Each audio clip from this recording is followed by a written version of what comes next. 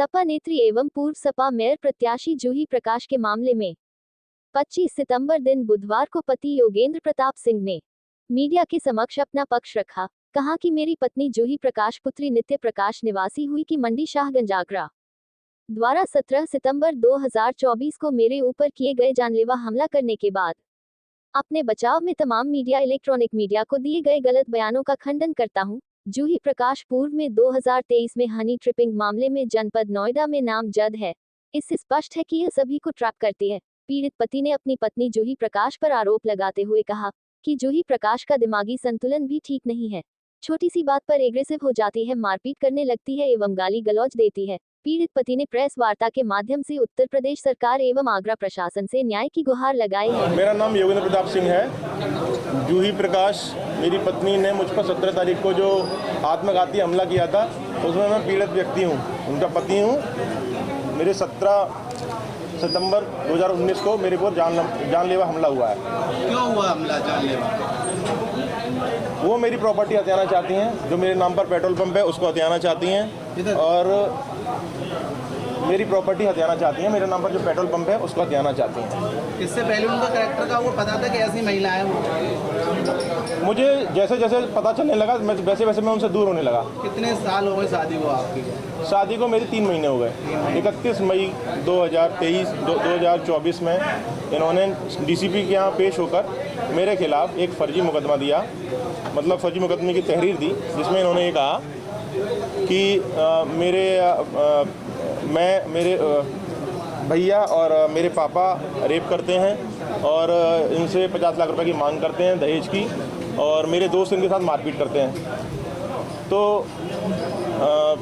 Police हमारे घर पे आती है और हम थाना शाहगंज जाते हैं। तो उसके बाद वहाँ पर एक समझौता होता है जिसमें ये होता है कि कल ही शादी होगी 1 जून को।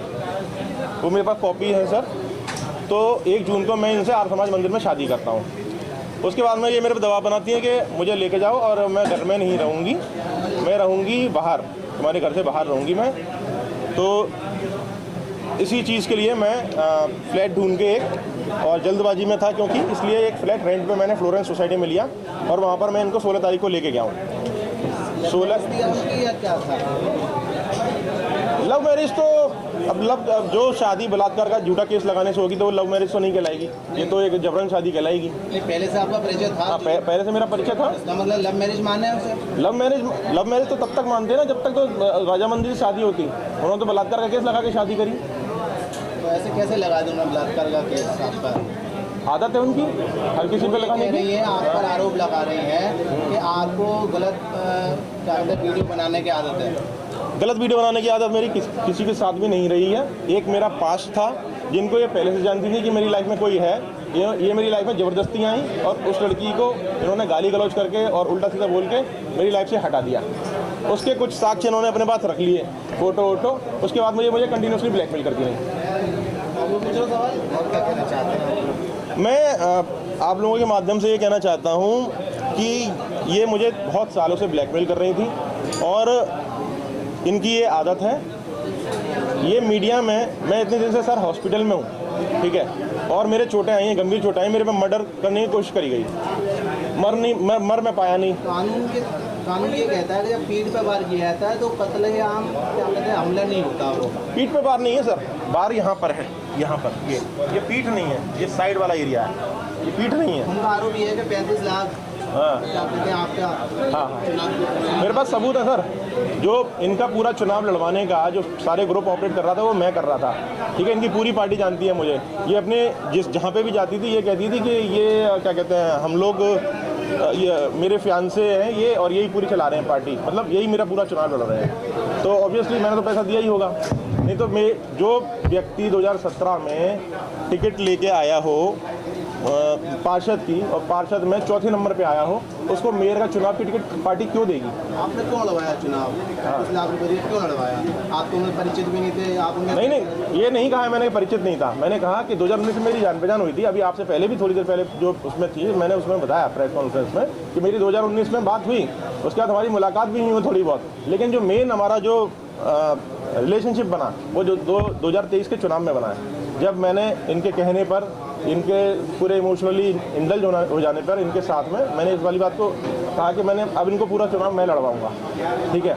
इन्होंने कहा कि मेरे माँ बाप नहीं है, मेरे पास पैसा नहीं है और मेरा भैया भी एक मर गया है, एक भाई है जो मेरी सुनता नहीं है, भाभी है मेरी सुनती नहीं है, तो तुम ही मेरे सब कुछ हो, तुम्हें ये चुनाव लड़ाना है। उस दिन 18 अप्रैल था, इनके पापा की बरसी थी, उस दिन की बात है ये। उन्होंने कई एक गंभीर आरोप लगाया, जिस तरीके एक लैपटॉप की बात की है उन्होंने, मोबाइल की बात की है, उसमें लैपटॉप में ऐसी क्या चीज़ें और मोबाइल में क्या चीज़ें जो आपके पास है? मेरा एक पास था, उसका अगर कुछ भी हो तो वो ये पहले से जानती थी और मेरा मोबाइल ये रखा हुआ है और लैपटॉप वहाँ पे पड़ा हुआ है। आप उसको लैपटॉप की पुलिस जांच कर ले, उसमें जो भी मिल जाए, और अगर मैं दोषी हूँ तो कोई बात नहीं। पहला केस है जब कोई पुरुष किसी महिला पे आरोप लगा रहा है, क्या आप पहला केस नहीं है सर, ये रोज़ होता रहता है। आप एक बार जाके दीवानी में बैठिए और कमिश्नर के यहाँ जाइए। आज ही मैं कमिश्नर साहब के यहाँ मिल के आया था, मेरे जैसे 3 लोग होते हैं आजकल। इन सब जूही प्रकाश का अगर आपके अकॉर्डिंग माने तो क्या है कैरेक्टर? जी, ब्लैकमेलिंग का कैरेक्टर है उनका हनी ट्रैपिंग का कैरेक्टर है उनको बहुत सारी मेंटल बीमारियां हैं, बहुत हाइपर एग्रेशन है उनको रिश्ते नाते बनाने नहीं आते हैं, उनके किसी से भी अच्छे रिश्ते नहीं हैं, किसी से भी अच्छा संबंध नहीं है अपने घर में। और हमारे मैं चाहता हूं कि आप लोग मेरी बस ये चीज़ें जो उन्होंने मेरे ऊपर उठाई हैं उसको अपने माध्यम से बताएं, और जो कानून प्रशासन से मेरी मांग वो है कि मुझे बचाएं और इनको जेल भेजें।